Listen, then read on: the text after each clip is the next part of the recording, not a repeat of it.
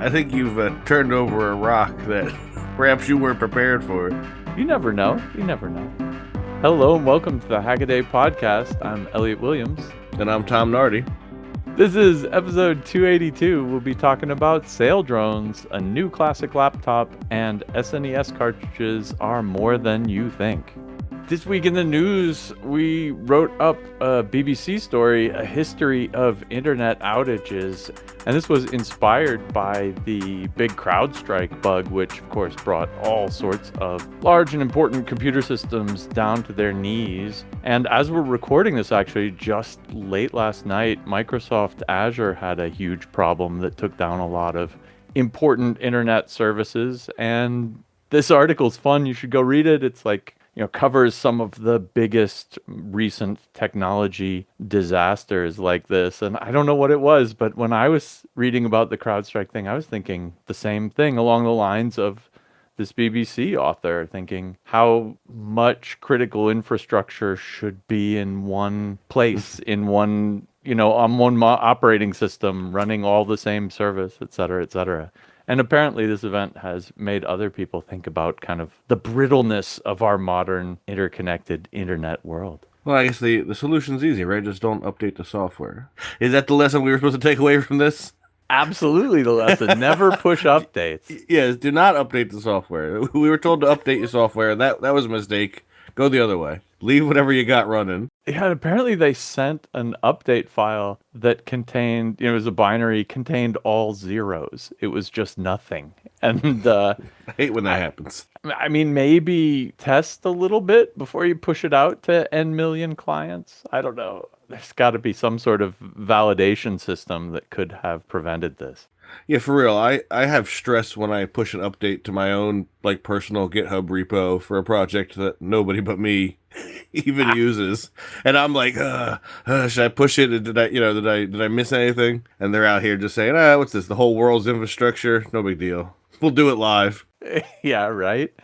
As much as I am not the world's largest Microsoft fan, I think they got thrown a little bit under the bus here. Apparently, the reason this bricked the computers is because the CrowdStrike anti-malware software was running with kernel permissions, and Microsoft has apparently been trying to get rid of other software running with kernel permissions for a long time. Of course, that's the sort of thing monopolists want to do. They want to shut everyone else out too. So, it works conveniently for their narrative here too. But I think they're also probably right here. And I think, at least on the CrowdStrike one, they're totally innocent. Microsoft Azure DDoS was actually really neat. It looks like details are still forthcoming, but it looks like it was an amplified DDoS. It looks like they found a way to make the Azure servers in question repeat the DDoS and amplify it along the way. So it's not just that they had a huge bot army hitting their servers, but they managed to convince their servers to send off more noise themselves and shut themselves down. So that's kind of fun. I always love amplified DDoS attacks. I think it's a really cool vector. I mean, I don't think it's a good thing to do. Don't do it. But bad. Don't break people's systems. But, I still like the idea. Yeah, if you're going to break something, at least do it in a creative way. No. No justification for illegal and destructive behavior. But isn't that a cool method to not use? Keep this in mind for not using in the future.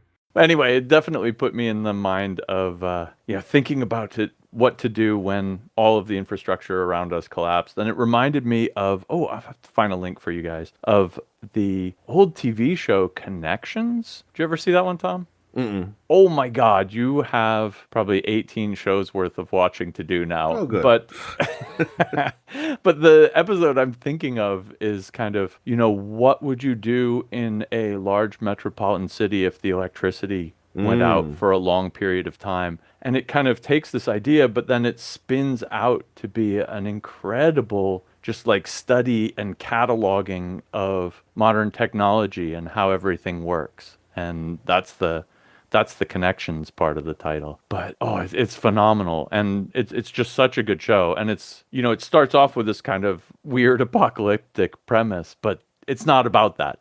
Out of curiosity, did you actually run into any problems during the whole CrowdStrike thing? Like personally? I didn't personally, but that's just because we weren't traveling by rail. It apparently hosts some really important systems for the Deutsche Bahn here, and like if I were happening to want to get somewhere by train that day, it would have been a bad day. I guess because I, operate in this little nerd niche of the internet. Like, I only found out because people were asking me, but like, do you know what CrowdStrike is? People started sending me messages like, there's this thing that my job says isn't working. Like, my wife couldn't do her job.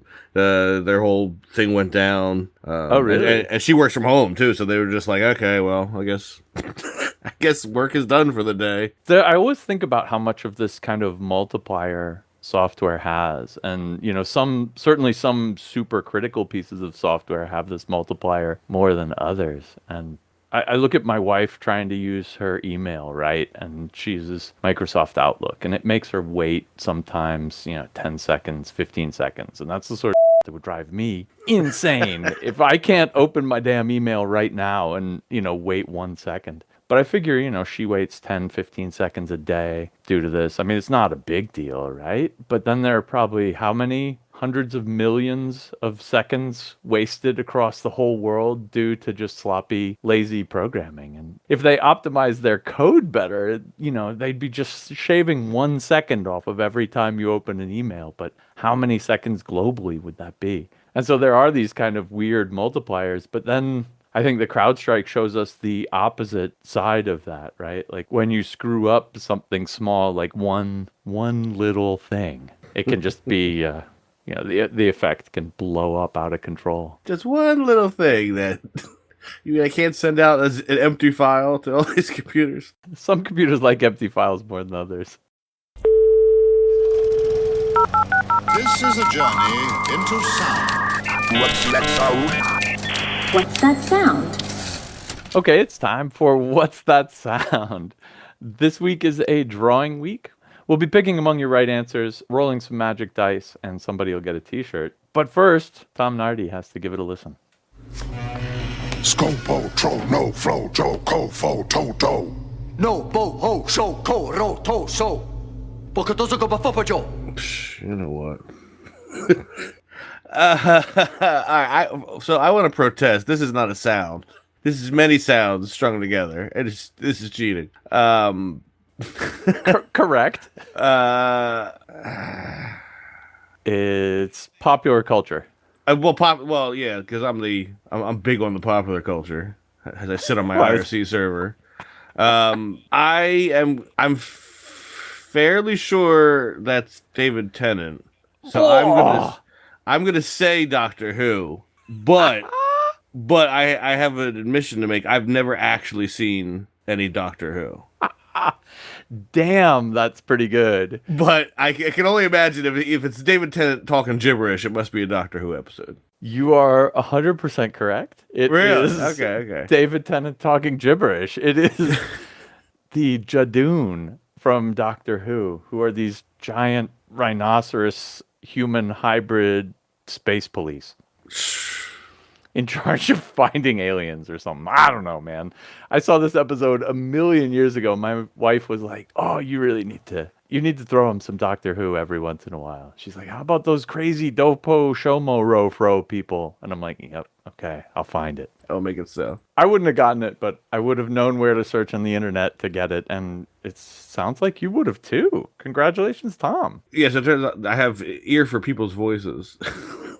So we just keep doing voices every week. I'll be fine. What else is David Tennant in? That kind of led me down that path, right? Because there's not a whole lot of other stuff that would intercept with us. He's like in cop shows and stuff, but that wouldn't make sense for our audience, Right on. Yeah, well, I was a little bit afraid that this was too random, but Doctor Who, Hackaday audience. Apparently it was no problem whatsoever. This one's a tough one to count. We got 49 answers. A couple of them are duplicates and 2 of them are wrong. We ended up with 46 correct ones. Strangely enough, the 2 wrong answers are both the Fifth Element, which isn't bad. Yeah. Like the Mandachi ones or whatever in Fifth Element. But yeah, this was Doctor Who, Jadoon from Doctor Who. So here we go, 46-sided die. This time I'm going to, I'm going to hash up a file on my hard drive. I'm going modulo 46. I'm going, here's a recording that we didn't use, I think, as a What's That Sound, but Christina sent me a recording of her busted and malfunctioning Teddy Ruxpin tape, which plays commands for the Teddy Ruxpin in one channel and then his voice in the other. So it sounds like it sounds like a modem crossed with Teddy Ruxpin. It's absolutely nightmarish. The winner is number 8, and that is Aaron Grayson, Doctor Who speaking with the Jadoon. Congratulations, Aaron. I will get in touch with you and get you a Hackaday podcast t-shirt. Everyone else, stay tuned next week. We'll do this all again. All right, well, enough pop culture. Let's start talking hacks. I wanted to lead off this week with kind of I wish there were more detail about it, but it's such a neat project I had to bring it up. This is from the small tech startup company Saildrones. It's a write-up, Saildrones searching the sea for clues to hurricane behavior. The Saildrones in question are awesome robotic boats, basically. They're 3 meters to 5 meters long. They have bigger, smaller ones. They are sailboats and entirely autonomous. They run with, instead of, what you think of as a sail, they run with a wing sail, which is a lot easier to manage. You don't have to deal with all the hassles that a traditional cloth sail would bring along. You just turn the thing and point it into the wind, and the boat goes. Wing sails are absolutely fantastic, and we've seen them before a number of times. I thought I'd bring some of those up. Actually, most recently, Pierce Nichols has been working on a very similar project for a long time now, since way back in 2018, I think we first caught up with him. And he gave a talk in 2023 SuperCon that we featured last week. So SuperCon 2023, Pierce Nichols is teaching robots to sail. Go check that out. It's an extremely similar project, and I'm surprised we don't see more of these. Way back in 2016, we wrote up a robotic sailing challenge because a Spanish team won with their boat and wrote up their navigation strategies and all the rest very extensively. So wanted to cover that in case you're interested in kind of autonomous boating. That contest was really cool. It had the boats do waypoints and then stay within a 50-meter circle and all of this.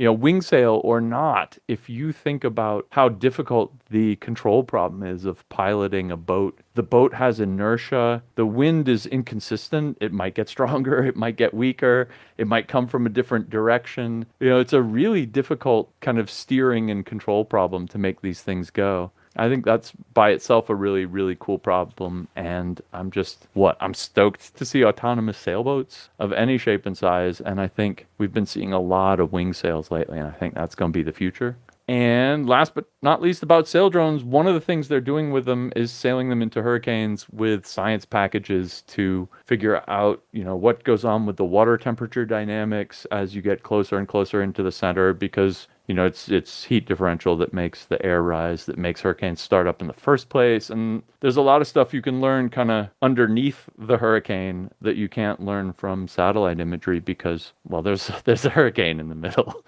The thing that kind of surprised me about this one is how limited the sail area is to the length of the boat itself. It's kind of remarkable. I guess, like you're saying, that there's a greater efficiency in having the wing sail versus like the old school flapping in the breeze cloth. But still, compared to, I remember when Pierce, he brought the little boat to Supercom, and those wings were comparatively gigantic, right? Like they were at least as tall as the boat was long. And there was 2 of them, too. So it is kind of remarkable that they can get anything going with this tiny little sail on top. But I suppose it depends, how fast you're trying to go. And it's almost like a torpedo kind of hull, right? It's not even like a traditional boat. So I guess if your drag's low enough and you're not in a particular hurry, you don't need a giant sail. If it's a little bit more than like a buoy, but it's like a mobile buoy. Yeah, right. It doesn't have to be hauling around or anything. And especially if you're going to see hurricane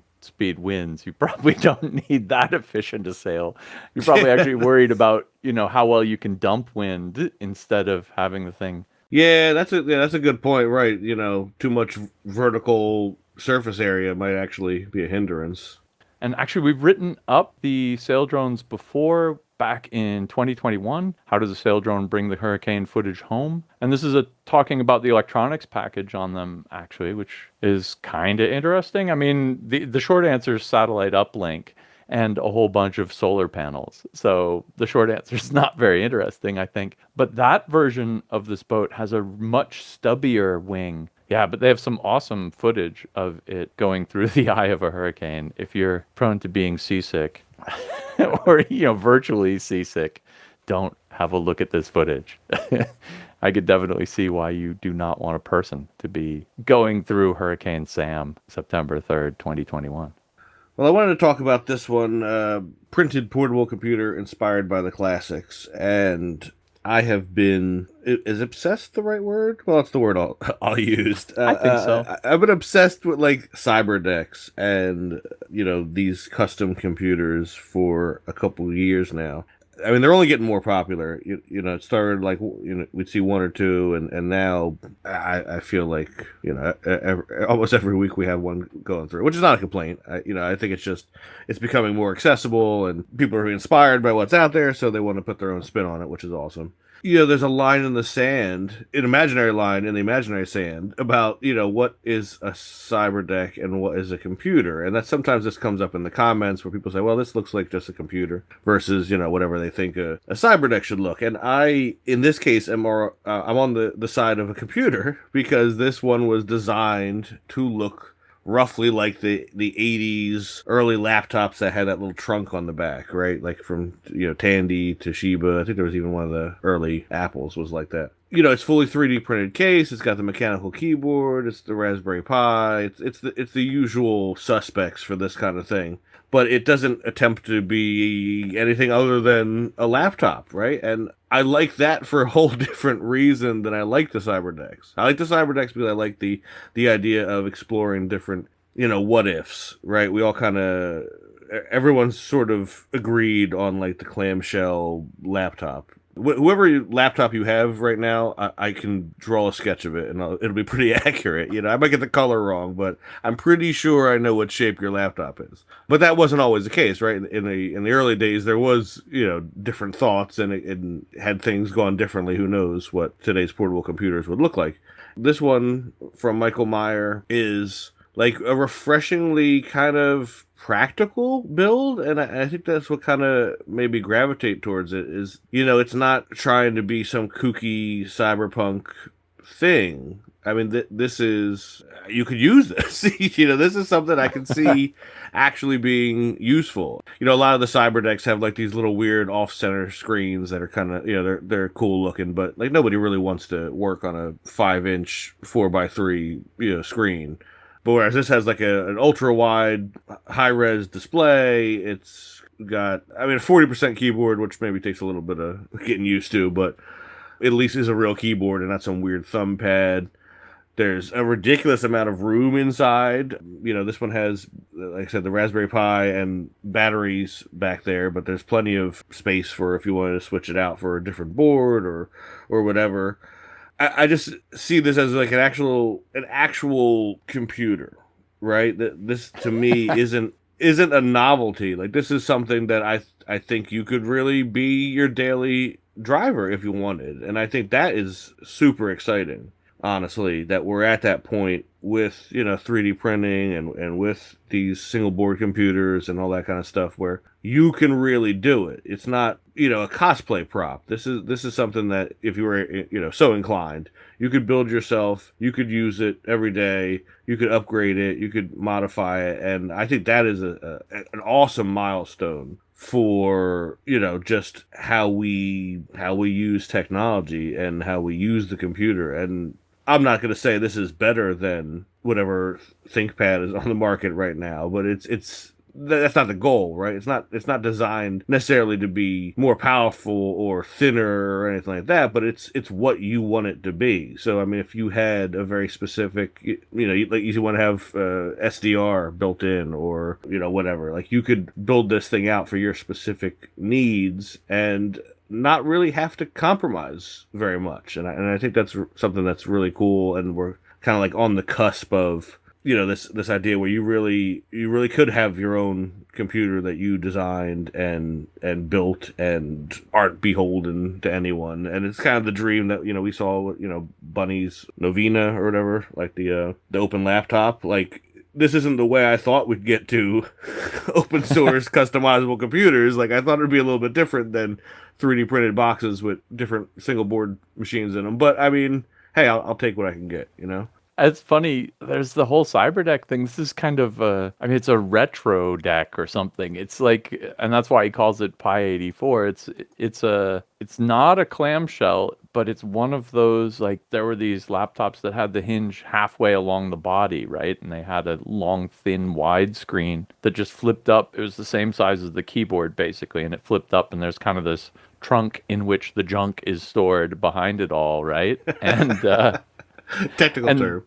That's the point here with this build, right? Like, it gives him plenty of space to store the battery, put the thing. He's got a little modular faceplates that he can use to put the extra HDMI port and the charging ports and all that stuff. So it's kind of, like you said, it's kind of does whatever he wants. It's not new. It's not futuristic. If anything, it's a throwback design, but it's not explicitly copying anything old. Like, it's not modeled after any particular model. It's just kind of using an old idea and bringing it up. I think it's really cool too, and it's just a neat aesthetic. I think that's something we'll be seeing a lot more of. We saw one of these last week, actually. Mechanical keyboard plus laptop equals clack top was a custom bottom shell made for a broken laptop that had its keyboard malfunctioning. And so after going through 2 replacement keyboards for this thing, Marcin is like, I'm just going to put a real keyboard in it and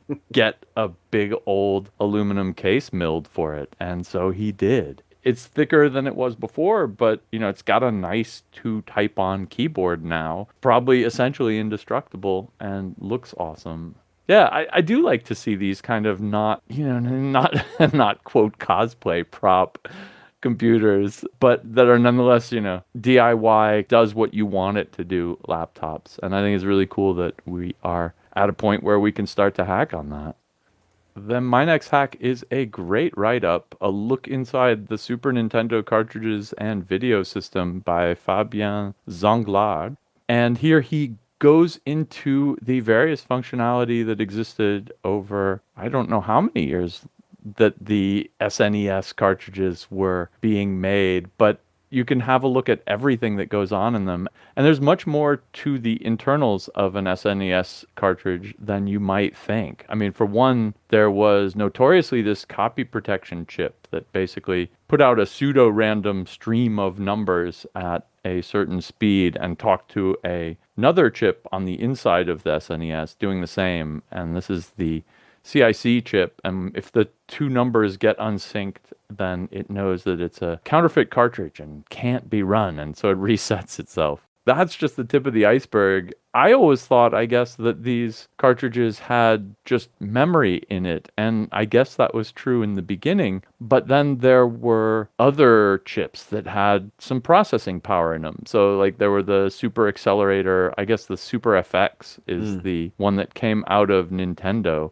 If you think about how am I going to get around the graphics limitations inside the old SNES, these cartridges are super brilliant. They're like, oh, we'll put an entire graphics processor on the cartridge, on the game cartridge, and we'll shove that in. And I think that's pretty sweet.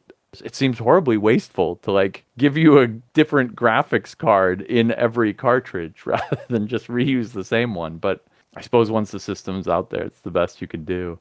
The cool thing about this is that we've seen tons of hackers take advantage of this and abuse it to do fun things with the SNES that it could never do. Basically, the way the cartridges work is actually it would pull down graphics directly from them. And so if you can write game logic that interfaces with the main routines running on the SNES and then feed them graphics, you can kind of put arbitrary anything on an SNES. And we've seen a couple hacks taking advantage of this. One of my favorites was Tom Seven's reverse emulating NES Ninception. I guess this is a regular NES and he feeds it SNES data. So he's running SNES games on it. The whole thing is in the form of a PowerPoint presentation given on the NES. And it's just absolutely fun. The second video in that series, which we also link to in our write-up, is a deep dive into how the internal graphics works there. And if you want to figure out how to spoof your own NES games that are more than the NES could ever have done, how to build your own NES graphics coprocessors, that's a pretty good look. And actually, the Rasteri a couple years later, just about a year later, actually managed to port Doom to the NES using this trick. So he's got a Doom running on a Raspberry Pi in a cartridge that he can plug into it. And so the question is this Doom running on the NES? And I think the answer is no, not really. I mean, of course it's running on the Raspberry Pi and it's just feeding the graphics to the NES. But then, was Star Fox ever running on the NES? Or was it running on this GPU that's in the cartridge? And it just I think what's fun about Fabian's write-up here is it goes through enough of the background that you can make up your own mind on that one. Logically, right? If you just look at it, you figure, okay, the cartridge is just like a ROM, and it just holds the game data. And I think on the whole that's probably true over the course of like all the consoles. It was that way in the beginning. Right. So, yeah, it certainly was that. Like if you open an Atari, it's literally just one chip. I think maybe some of them had like two, but like it was very simple. It was just a little ROM chip on there. And then it's also true for the Switch, which still uses cartridges of a sort. Like they're just storage devices. So there was like this brief window where a cartridge was more than a cartridge. And it's kind of cool to look back at that, where I guess it makes a certain degree of sense because you're physically connecting a whole chunk of the circuit, right? Yeah. They had, especially back then in the NES and Super NES, I mean, they had, I don't like a ridiculous number of pins on the slot, right? So it wasn't just like, oh, I'm pulling data over some kind of a bus. I mean, you had a whole lot of I/O capability. And if you designed the main board in such a way, you could, plunk down whole new systems on the cartridge. And I imagine their logic at the time was that, we'll get the system out the door, and then as technology improves, we'll be able to put better stuff on the cartridges and, buy yourself some more longevity that way. I don't think it really worked that way in the end, because I know for the Super Nintendo, there weren't, to my knowledge, a whole lot of games that used the Super FX chip. Like you mentioned Star Fox, and I think that's kind of like the one everybody is familiar with. That's how they pulled off the early 3D graphics in Star Fox. But I also know that it added, obviously, to the cost of the cartridge, right? So like developers, I think, were probably hesitant to go all in on this thing, knowing it was going to bring the cost of their cartridge up, which would eat into their profits and, such and such. But it was a clever idea, I guess, to have a system that could evolve over time. Nowadays they just sell you a new console every couple of years, but I suppose this was an attempt to, kind of avoid that. And I guess if you looked at it, again, I mean, this is sort of like the Wild West of gaming back this early. Now I think it's okay, especially, people if you're like gaming on a computer. I think the idea of buying new hardware every year or two is sort of the price for admission for gaming, and I think people kind of have come to terms with that, but that was not necessarily the case in the 90s, right? And there was probably this idea that like, well, we can't ask them to buy a new system every 2 or 3 years, so we'll try to make one last as long as possible.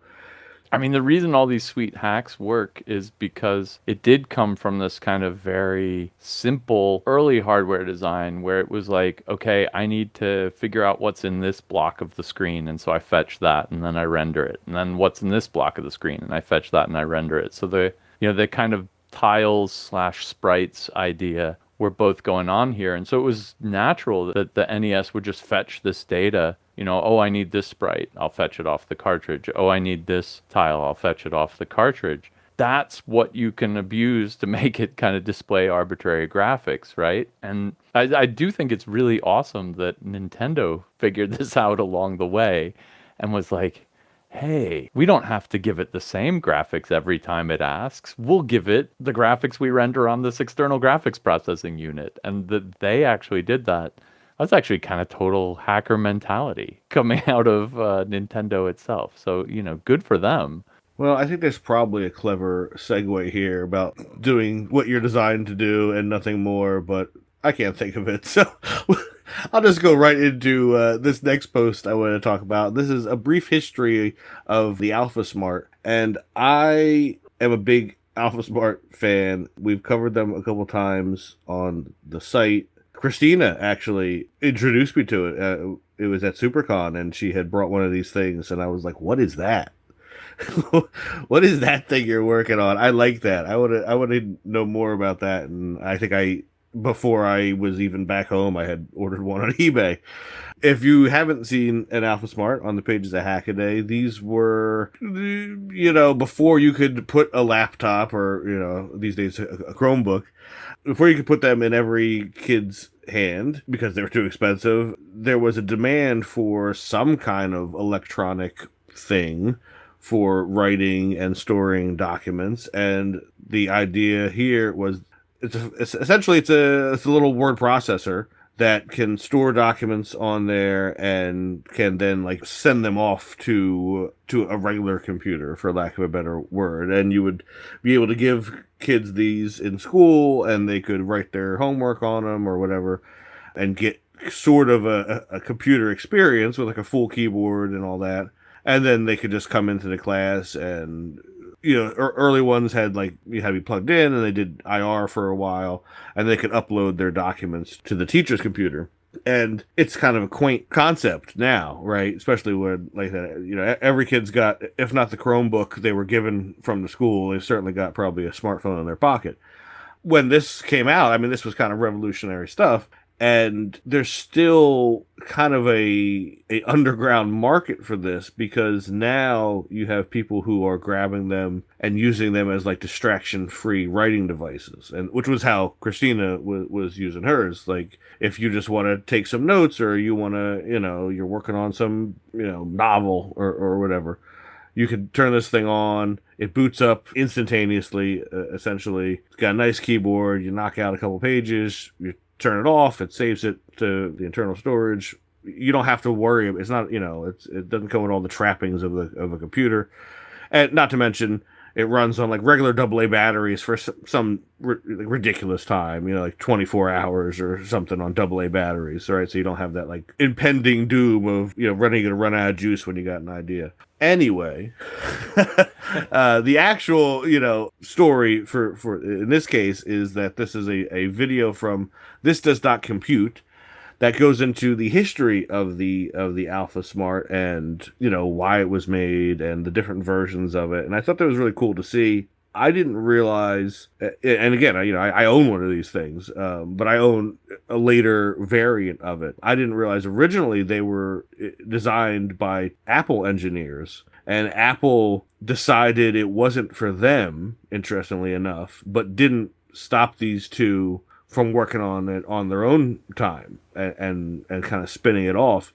Like the interesting side effect of that is that the original AlphaSmart, which I don't think I'd ever seen until this video, looks definitely like something like Apple would have made at that time. Like it definitely has the look of, you know, this was, you could copy my homework but change it up a little bit so they don't think we're cheating. It definitely has that Apple look to it, which it lost in the later revisions. They became much more, I won't say kiddie necessarily, but I would say, you know, a little more, you know, you got like the translucent plastic at one point that was very popular in the 90s and stuff. And they were probably, I would say the first AlphaSmarts definitely looked like something you'd use in an office, and then they turned more into something I think a kid would be kind of comfortable with. So anyway, just a really cool look at the history of those devices, and I still think it's a really good idea, and I'm kind of surprised that Apple passed on it. These things were, for a time, very popular, so you think there was money to be made, at least for a few decades. It's funny because it's a computer that's built for a very small niche, right? Like you said, it's a writer's laptop, right? And it doesn't have much of a screen. It's enough for a few lines. How many lines does it fit at a time?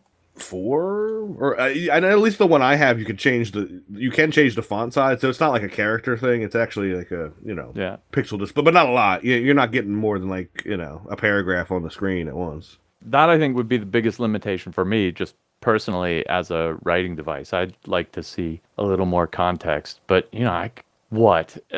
What it does give you is the keyboard and something you can throw easily in your backpack, something that runs on easy batteries forever. It's a neat idea, and it's a very kind of purpose-built device, portable word processor, right?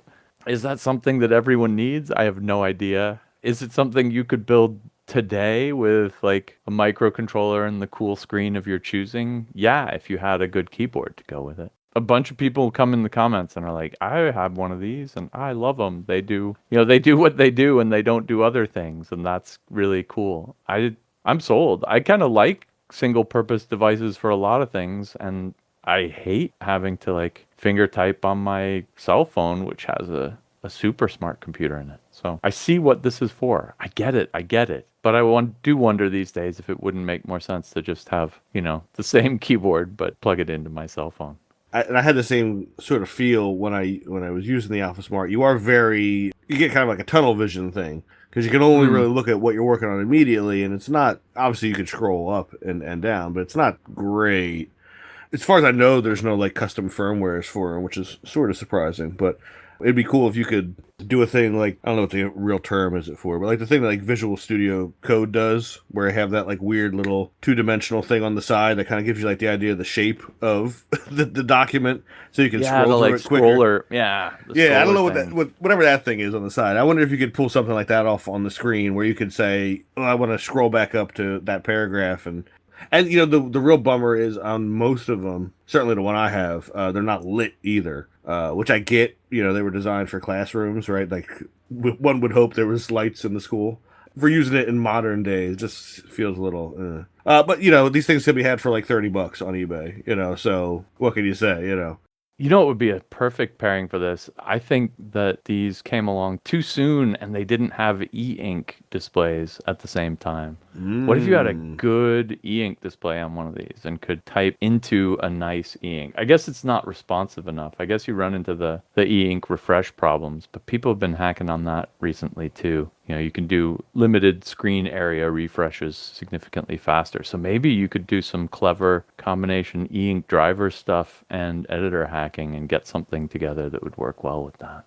If only there were a community of hardware hackers that were listening in and maybe working on these things as we speak. Last up from me, a fairly simple hack: read utility meters via SDR to fill out smart home stats. And I say simple only because this was impossible and inconceivable 10 years ago, but is pretty easy to pull off now due to the long-running RTL SDR project, work people have done on decoding these Intron smart meters, and due to the tremendous software infrastructure that's been built out around the Home Assistant software.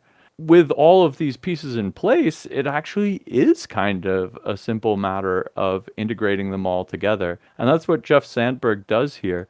But what I really liked about his write-up is that he talks about some of the things he tried that didn't work so smoothly. And he talks about this particular application and that particular application. He uses the RTL AMR project, which works to decode the broadcast of his particular smart meter, and then how he gets that to fit in with his Home Assistant setup. And it's really kind of fun. It's surprisingly clear stuff. I mean, again, you have to step back. This is not intended to be used by the end user at all. This data is meant to be, I guess the meter reader comes by and listens to the data that your meter's spitting out It's not intended in any way for you to make use of it. But if you have a smart home system and you have like a solar generation part, or you just want to keep track of your expenses, so you want to know how much the money that your electric use is costing you, et cetera, there are all these kind of fun applications here. And he ends up doing things with this project that I think only a bespoke solution could do, which is, he's got a bunch of different electricity rates depending on the time, and he's got a solar system, and he's got a battery,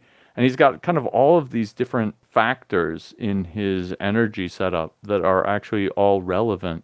And because he's doing it himself, he can just dive into the weeds and make sure it does the right thing at the right time.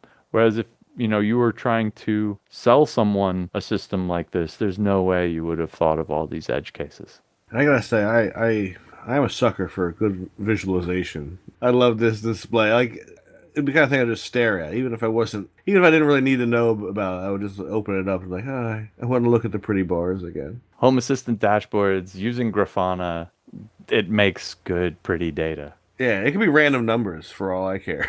Like, I just want to see the colors, and I want to see the graphs. Ooh, dial go up.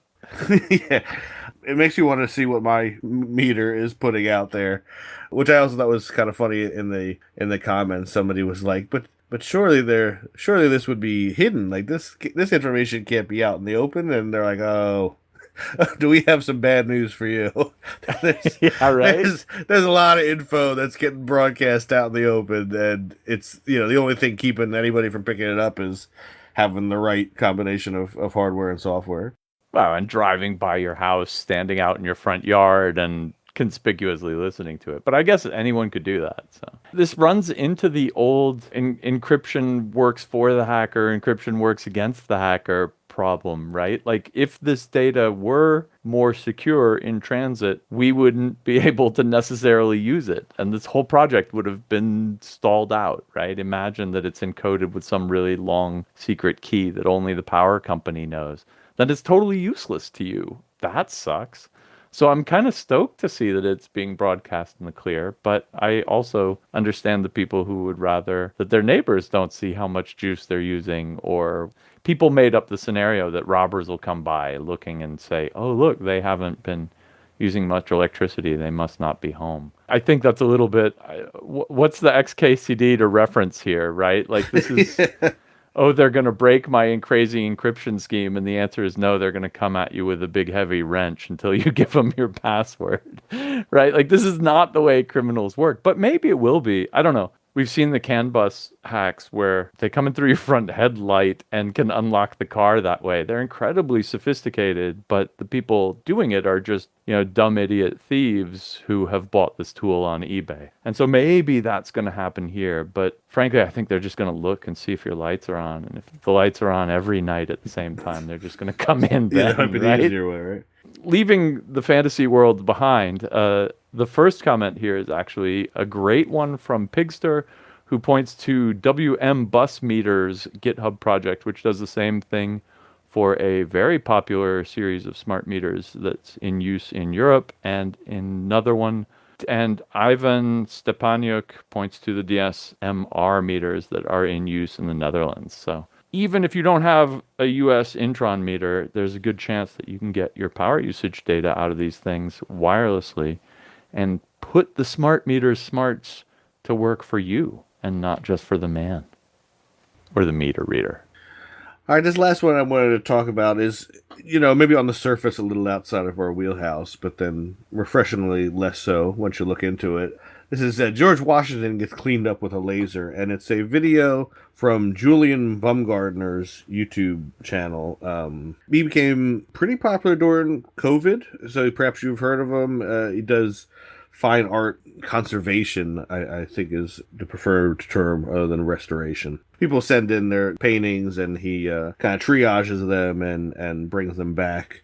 And kind of his whole thing is to not mess with the original artist's intent. So you're looking to clean it and restore it, but not change the color of George Washington's hair or anything. It's important to not mess with what was there. You're just trying to put it back the way it was, right? And kind of a theme in his videos is that most of the time, like if you've seen an old painting and it was very dark and moody looking, and you say, well, why did the artist do that? Well, the artist probably didn't. The reality is they would coat these paintings with varnishes, and the varnishes just don't last that long. So the varnish starts to break down and get sticky, and then you have, a painting that was displayed in a house with, dirt and smoke, and that sticks to it, and then all of a sudden you now have like this gunk on top of the painting that is obscuring it, right? And in watching his videos, you realize that a lot of the things that you may have taken for granted, just like, oh, that's what an old painting looks like, is actually what an old dirty painting looks like. And so much of the process is figuring out how to get that varnish off without messing up the paint underneath, right? And a lot of times there's different solvents that can be used. You could say, oh, well, this painting was... You could figure out like when and where it was varnished, and you would know what they were using at that time. And there's like an antidote, for lack of a better word, that'll take it off. But Julian, in this case, came across a painting of George Washington where the varnish wasn't responding to any of his usual solutions, and when he was trying to take it off, it was messing up the paint underneath, which is against his his guiding principle is you don't want to touch the paint. So in this case, he used a kind of a surprising tool. He actually got a laser. And while he doesn't really talk about it in the video, you can pause it and kind of see the name on it. It appears to be a secondhand laser that was designed for like the cosmetic industry, where you would do like skin treatments and that kind of stuff, and like laser hair removal. So presumably he went on and grabbed one of these things for cheap, because this particular model comes from like the early 2000s. It doesn't really matter what it was designed for, but he wanted something that had enough infrared power to basically cook up the varnish without going through it. So he does a few test pieces and fiddles with like the laser pulse width and how much energy and that kind of thing, and finds a combination that'll essentially break the chemical bonds in the varnish so that he can clean it off without going and touching the paint. And when he gets it dialed in, it's actually remarkable to watch him kind of draw over the painting with this laser, and you can see immediately the varnish breaking up, and then he's got like a little cotton swab he takes it away with. It's a really cool look at repurposing something that was not designed for art conservation, but seems to do a hell of a job if you know how to tune it properly. I also like the idea that we're at the point now you can just buy one of these super powerful lasers on the secondhand market, for better or for worse. I mean, it's, hopefully you're doing something like this and not anything more dangerous. Definitely a cool video. You don't have to be an art fan to appreciate it, and I've been digging his videos for a while now, and it's definitely worth checking out. Yeah, art conservation is one of those weird, like, super multidisciplinary jobs. I used to have a girlfriend who made her career doing that, and I got to see inside the Smithsonian and some other really, really interesting museums, conservation shops, because of this. And the people there have to know chemistry, but they also have to be good enough with a paintbrush that they can touch things up without ruining them. They have to know which paints work with each other. They have to, some of which is the aforementioned chemistry, but then some of which is, experience with the techniques and the materials of the time. She was doing a lot of work on old Japanese scrolls and had to learn from the ground up how they mounted these scrolls back in the day. And that means practicing, making up the starch paste yourself and all of this stuff and the right kind of brushes. Because to fix the things, they need to understand how the things were made in the first place. When you throw technology in like this, and the Smithsonian shop was ridiculously technological. Like they were one of the first places I saw real serious 3D scanners, because they're doing, surface scanning of the paintings. Because if you think about an oil painting, it's not just flat, right? It's got all sorts of bumps and mess on it like that. And they were becoming interested in trying to preserve that detail to make sure that their restoration work ended up,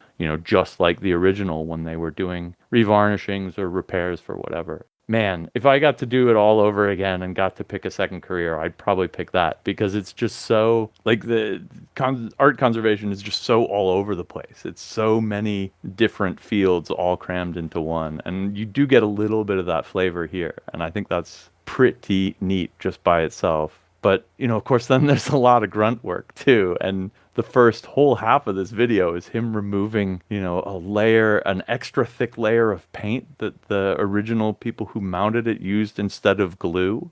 And so he's having to like put some solvent on, scrape, put some solvent on, scrape, put some solvent on, scrape, and like a million times to get this thing off. And I think that's also some of the dirty reality of the conservation line of work is that, a lot of it is like removing tape residue from a CD case or something. It's this kind of icky, yucky stuff that requires exactly the right solvent. But then on the other hand, some of it is cutting edge and, zapping it with lasers. And watching that video, I was like, oh man, he's screwed up. And then he puts the varnish back over and I'm like, oh, it blends right in.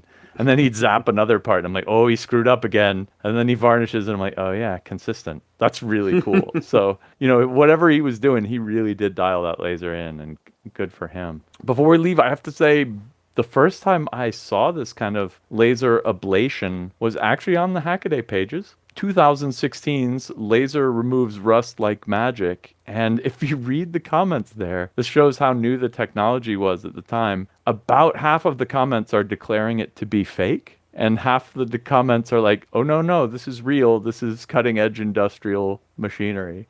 And it's a really, really cool article because, it's basically just doing the same thing. It's a super high power scan short pulse IR laser that's just kind of sweeping along and ablating the rust as it goes along. Doesn't hurt the underlying metal because the pulses are so short, and voila.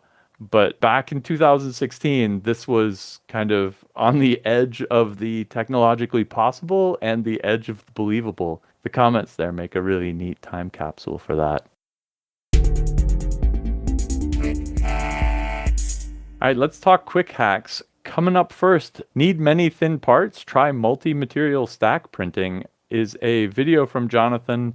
He's using tiny layers of PETG in 3D prints to separate layers of PLA that he wants so that he can print multiples of them stacked up on each other on one print bed. It's a really neat deep dive into the techniques he's worked on to do this trick. Up next, AI image generator twists in response to MIDI dials in real time. This is a really cool project by Johannes Stelzer. It is a great use of the Stable Diffusion SDXL Turbo model, which can make images in almost real time. Here he has his computer respond to a MIDI knob box to turn up the values of coral, moss, fire, ice, sand, rusty steel, and cookie that get then AI superimposed over a picture of a house, which I think must also be itself AI generated because it has shadows where there's nothing to cast the shadows onto the house. But this is the kind of AI stuff I love to see. It's not attempting to push it too far. It's actually just kind of using its crazy, dreamlike, on-the-fly image generation abilities to do what it's best at. And last up, Action Retro. This homemade Mac has real CRT, except it's a tiny little CRT. This must be like a 5 or 6 inch CRT. And he uses it to make a half-size old-school Macintosh Classic out of it. And I just love projects that abuse tiny little CRTs, and I wish we saw more of them. I don't think I would have printed it in glow-in-the-dark green. I would have tried to get a Macintosh beige filament, but I don't know of any. We've seen some projects in Macintosh beige. If you have a favorite old computer beige filament, let us know in the comments. All right, for my first quick hack, I have Folio Deck squeezes a writer deck into a planner, and I think this must have been someone listening in the future to Elliot talking about e-ink writing devices.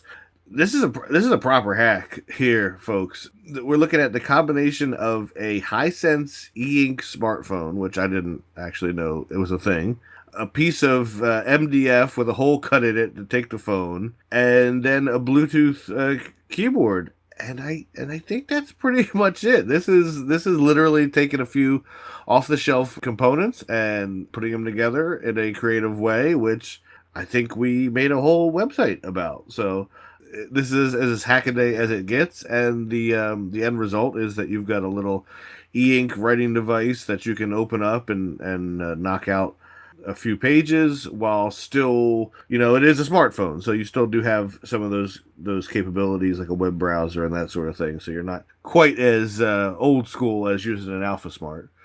Next up is Junk Bin Build lets you test fuel injectors on the cheap. I almost think that it's shortchanged a little bit because if you watch the video, it does end up doing more than testing fuel injectors. This kind of is a way for you to bench test the whole fuel system in a vehicle, or not even just test it, also to kind of compare different. Say you want to see what the spray pattern from one injector is versus another, or you want to see how much oomph does this particular fuel pump have. It's basically a bench version of the vehicle's whole fuel system, which is really cool and was put together on I think it's like a $60 budget. So if you're into this kind of thing, it's definitely a handy tool to have. I thought the most interesting part for me is that where the fuel injectors connect is actually from the intake manifold of a vehicle, and we're at the point where they make the intake manifolds out of plastic. So he was able to just cut the plastic intake manifold away and reveal the fuel injector ports for this test rig.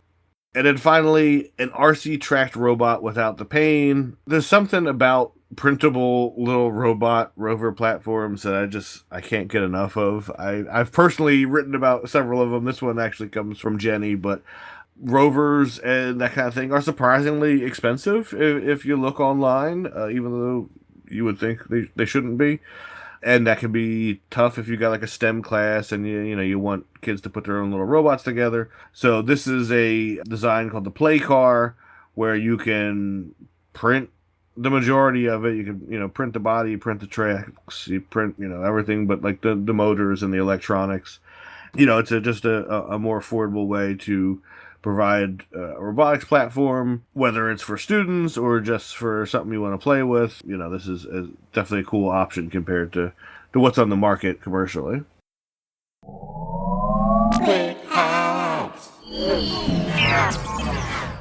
All right, that brings us to our Can't Miss articles. These are long-form pieces written by our fantastic Hackaday writing staff. This week I picked Dan Maloney's Undersea Cable Repair. And this is kind of a misnomer, and I love what Joe did with the art here. He's got a guy kind of welding on this cable undersea, deep diving suit.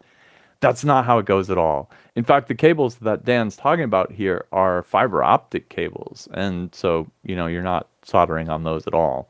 And in fact, it takes specialized machinery to do the joining. This is a two-part article. The first bit is kind of about how these cables are constructed, and that's interesting just by itself. I mean, if you think about it, there's, millions of miles of submarine data cable in the world, and it's lying there on the bottom of the ocean, and it has to not get filled up with water. It has to survive whatever kind of mechanical stresses and strains are put on it.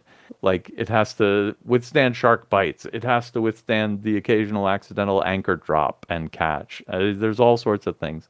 So it's a fantastic kind of multi-layer cable design that only on the very tiny little bit on the inside has a little bit of optical fiber, and everything else is like, the whole thing is kind of in petroleum jelly that's wrapped up in a thick copper tube, which is wrapped up in a polycarbonate layer, which is wrapped up in an aluminum water barrier, which is wrapped up with galvanized steel wire. So it's like kind of steel belted.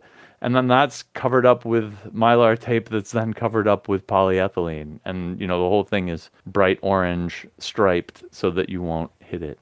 It's like 9/10 armoring, and the rest of it's just some little fiber optics in the middle. But say something does happen, what do you do? And the answer is they use, you'd expect they use time domain reflectometry. You send a ping down one side, some of it reflects off of the fault, wherever that is, and you use the time difference to figure out how far away it is. And you can locate it, send your boat out, pick it up, and fix it. What's funny is that they use particular pseudo noise signals to do the correlation. So it's not as easy as just sending a ping. The sent and received signal are pseudo random numbers noise signal that helps them not just with the correlation of the sent and received signal, but it also helps them learn a little bit about the nature of the break. Long story short, where this gets really kind of heavy machinery and interesting is that they then go out to where the break is with a giant boat and they lift the thing up. And of course, this fiber optic cable splicing has to be done super carefully and super cleanly. And, they're putting so much power down these fiber optics, it can't be any reflection. So they have to make a super clean cut and splice it together. And then they have to redo all this armor. And they actually have a kind of an oversheath that they put around it and then lower it back down to the ocean floor. But that looks like a fun piece of work in and of itself. And he has an animation of it here. And we linked out to a couple companies that do this professionally. And it looks like it's this weird combination of like salty seamanship plus high-tech technical splicing.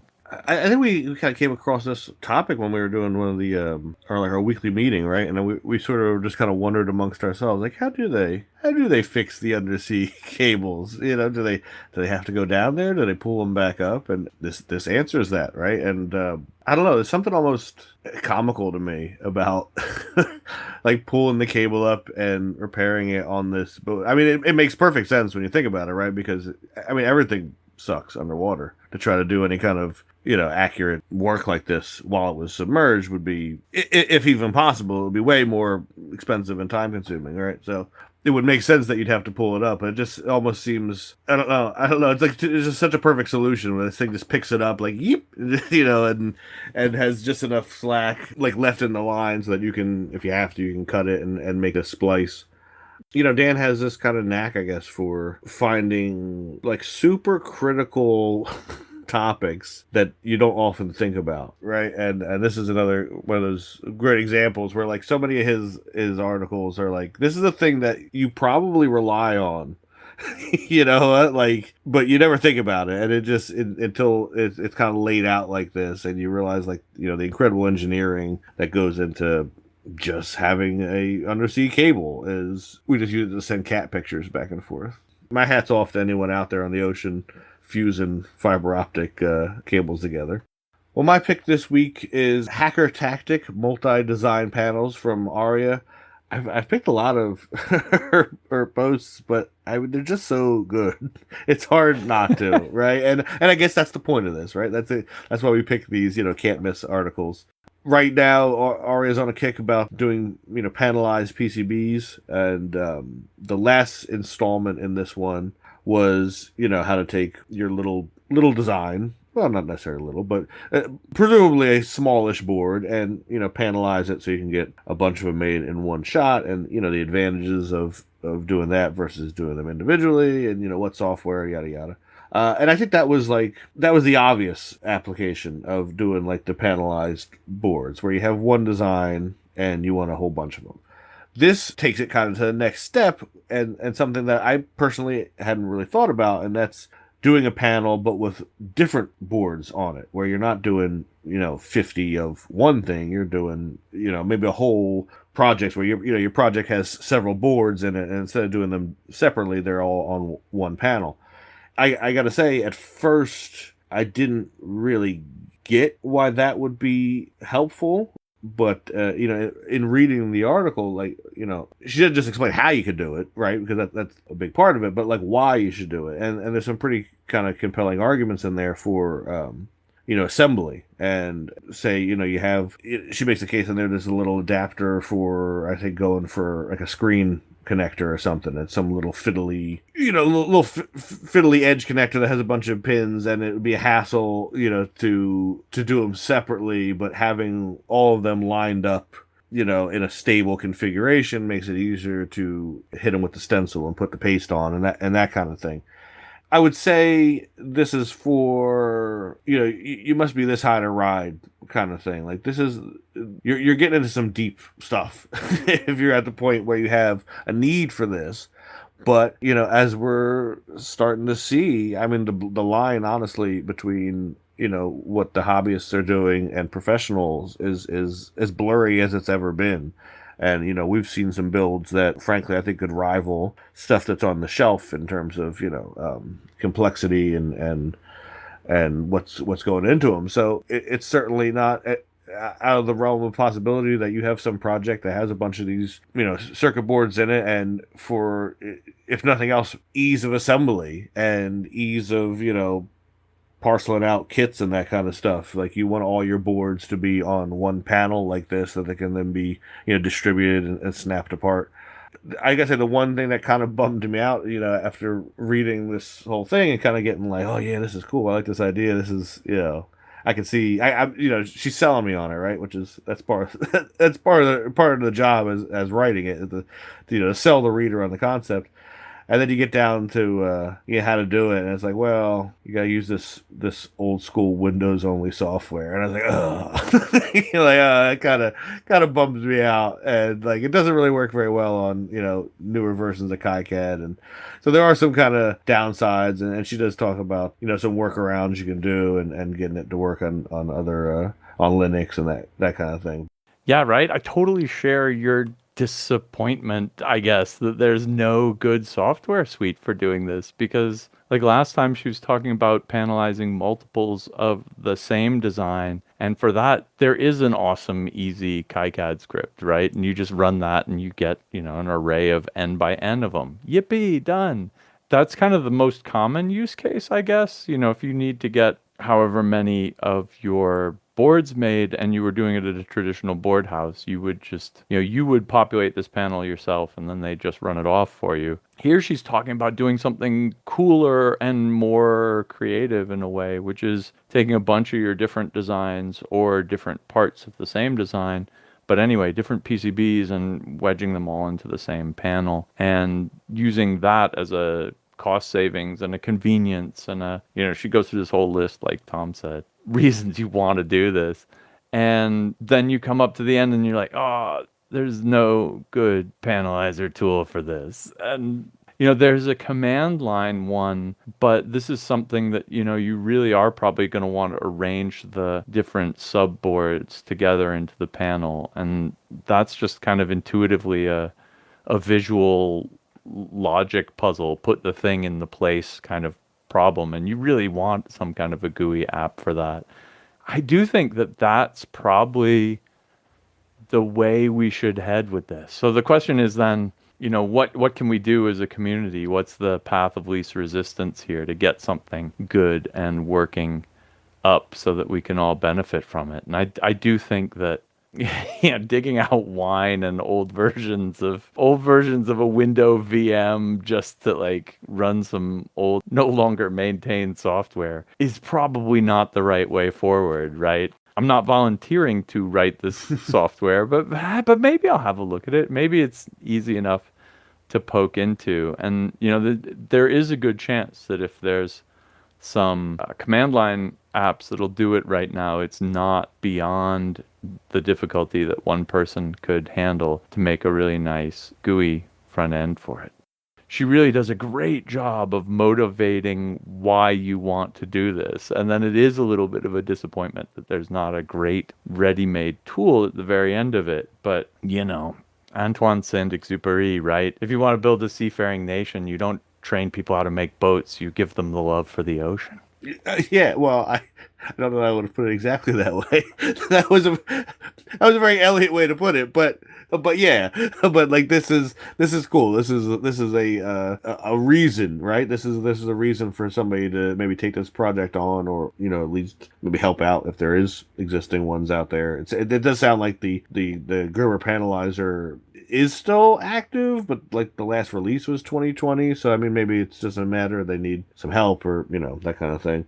But like I said, you got to have a reason, right? You got to get people motivated, and articles like this, practical examples of why this is something the community could use, maybe just what was necessary, and maybe this will be something we're all doing in a year or two, because eyes were opened and code was written, and now it's no longer the niche thing it was. I also wanted to mention the shout out to Dirty PCBs in this article, which is a name I haven't seen used in a while. They were around forever, right? Yeah. Like they were like back when people still thought making PCBs at home were a good idea. Dirty PCBs was a thing where you could get your boards made, and I think their whole thing was like you don't have really any options, right? Like we're gonna make these PCBs and you're gonna like them, and I don't even know if you can pick what color they are. It's just like don't complain, they're cheap.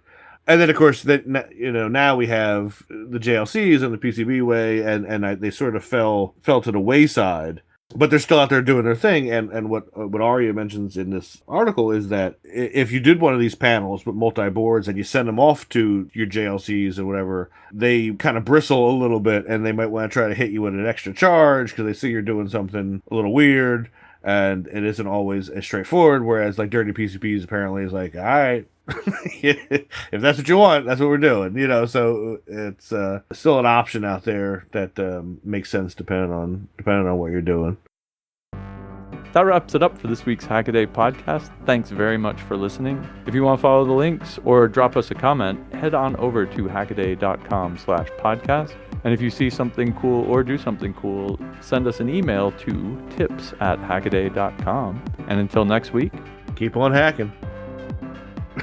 That's a nice ending, and they'd be like, "Oh, well, wait a minute. I guess the reader." I guess I'll destroy my nice ending. Yeah, thanks. That's what I do best.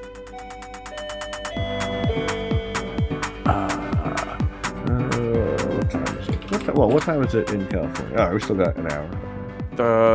That wraps it up. Episode number something. Yeah, everything's working. Yoo-hoo! Hooray! Still little things.